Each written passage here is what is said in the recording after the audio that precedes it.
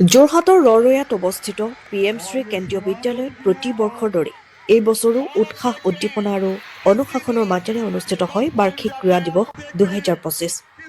যোৰহাটৰ ৰৰৈয়াৰ বায়ুসেনাস্থিত PM শ্ৰী কেন্দ্ৰীয় বিদ্যালয়ত ক্ৰীড়া দিৱসটি এক আকৰ্ষণীয় আৰু উৎসৱমুখৰ পৰিৱেশত সফলতাৰে উদযাপন কৰা হয়। এই অনুষ্ঠানটি আনুষ্ঠানিকভাৱে শুভ উদ্বোধন কৰে 10 নং উইং এয়াৰ ফ'ৰ্চ ষ্টেচনৰ এয়াৰ অফিচাৰ কমাণ্ডিং তথা মুখ্য অতিথি এয়াৰ কমাণ্ডাৰ আৰ অৰবিন্দে। লগতে CRPFৰ 119 নং বেটেলিয়নৰ কমাণ্ডেণ্ট বিকাশ সিনহা আৰু 2IC বিজেন্দ্ৰ সিং ভাটিসহ বিভিন্ন বিশিষ্ট অতিথি উপস্থিত থাকে। অতিথিসকলক আদৰণি জনাই বিদ্যালয়ৰ অধ্যক্ষ ৰাহুল কুমাৰে। উদ্বোধনৰ পিছতে বিদ্যালয়খনৰ 4টা হাউচৰ ছাত্ৰ-ছাত্ৰীসকলে আকৰ্ষণীয় আৰু সুসম্বলিতভাৱে পেৰেড প্ৰদৰ্শন কৰে, যিয়ে সকলো দৰ্শককে মোহিত কৰে।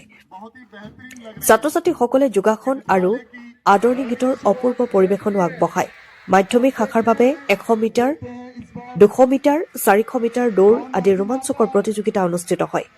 ফুটবল, বাস্কেটবল আৰু টাগ অফ ৱাৰ দৰে দলীয় খেলত সকলো হাউচৰ খেলুৱৈয়ে দক্ষতা, দৃঢ়তা আৰু দলীয় মনোভাৱ প্ৰদৰ্শন কৰে। সামৰণি অনুষ্ঠানতো মুখ্য অতিথিগৰাকীয়ে বিজয়ী খেলুৱৈসকলক পদকেৰে সন্মানিত কৰে। সম্পূৰ্ণ বাৰ্ষিক ক্ৰীড়া ফলাফলৰ ভিত্তিত লাচিত হাউচে প্ৰথম স্থান আৰু প্ৰতাপ হাউচে দ্বিতীয় স্থান দখল কৰে। দুয়োটা হাউচক মুখ্য অতিথিগৰাকীয়ে ট্ৰফি প্ৰদান কৰে। শেষত অধ্যক্ষ ৰাহুল কুমাৰে সকলো অতিথি, অভিভাৱক, শিক্ষক, শিক্ষয়িত্ৰী আৰু সমগ্ৰ বিদ্যালয় পৰিয়ালক কৃতজ্ঞতা জ্ঞাপন কৰি ভৱিষ্যতেও একেদৰে উৎকৃষ্ট ফলাফল আশা কৰাৰ কথা উল্লেখ কৰে। অনুষ্ঠানটোৰ পৰিচালনা আৰু সফল ব্যৱস্থাপনাৰ বাবে ধন্যবাদ জ্ঞাপন কৰে বিদ্যালয়ৰ খেলৰ শিক্ষক অভিষেক ডুবে। যোৰহাটৰ পৰা অনুপম বৰা ৰিপোৰ্ট, পোহৰ লাইভ। प्रत्येक वर्ष विद्यालय में एनुअल स्पोर्ट्स डे और एनुअल डे का आयोजन किया जाता है। एनुअल स्पोर्ट्स डे के अंतर्गत पूरे माह में विभिन्न इंटर हाउस एक्टिविटीज ऑर्गेनाइज की जाती हैं और उन इंटर हाउस एक्टिविटीज में जो भी बच्चे क्वालिफाई करते हैं, जो फाइनल राउंड ऑफ एक्टिविटीज है, उसको हम लोग एनुअल स्पोर्ट्स डे पे करते हैं। और जितने भी विजेता छात्र होते हैं उनको गोल्ड, सिल्वर और ब्रॉन्ज मेडल दिया जाता है। इतना ही नहीं, पूरे स्कूल में 4 हाउसेज हैं। जो स्कूल के बच्चे हैं वो 4 हाउसेज में डिवाइडेड हैं: Lachit house, Pratap house, Raman house और टैगोर हाउस। तो उनकी जो इंटर हाउस एक्टिविटीज होती हैं उनके बेसिस पे हर हाउस को पॉइंट्स दिए जाते हैं। तो जो विनर हाउस होता है और रनर हाउस होता है उसको एक ट्रॉफी भी प्रदान की जाती है। तो कल हमारे विद्यालय में लचित हाउस को विनर ट्रॉफी दी गई है, विनिंग हाउस की ट्रॉफी दी गई, क्योंकि पूरे साल भर जो भी स्पोर्ट्स एक्टिविटीज हुई जिनका समापन कल एनुअल स्पोर्ट्स डे पे हुआ, तो उस आधार पर लचित हाउस जो है विजेता सदन के रूप में उभर करके आया और उसको ट्रॉफी दी गई। साथ ही विजेता जो छात्र थे विभिन्न प्रतियोगिताओं के, उनको भी मेडल दिए गए। NEP 2020 भी यही कहती है कि स्पोर्ट्स का इंटीग्रेशन एकेडमिक्स में बहुत जरूरी है।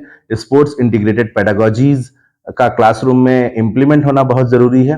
तो हम उसके लिए तत्पर हैं और PM श्री केंद्रीय विद्यालय AFS जोरहाट में छात्रों का होलिस्टिक डेवलपमेंट उसी आधार पर किया जा रहा है। धन्यवाद। 20 বছৰীয়া যোৰহাটবাসীৰ একমাত্ৰ ভৰসা প্ৰতিষ্ঠান Riya tea stall.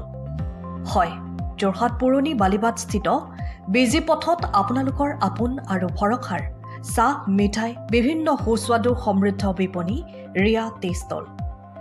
Riya tea ষ্টলৰ দ্বিতীয়খন সংযোজন ৰিয়া টি ষ্টল ৰাইজৰ বাবে মুকলি। ইয়াত নানান ধৰণৰ বিস্কুট, ব্ৰেড, সুস্বাদু পেষ্ট্ৰি, কেক, চাহ, কফিৰ লগতে বাৰ্থডে কেক উপলব্ধ। লগতে অৰ্ডাৰ মতে যোগান ধৰা হ'ব। তেনেহ'লে পলম নকৰি আহক আপোনালোকৰ প্ৰিয় বিপণী ৰিয়া টি ষ্টললৈ।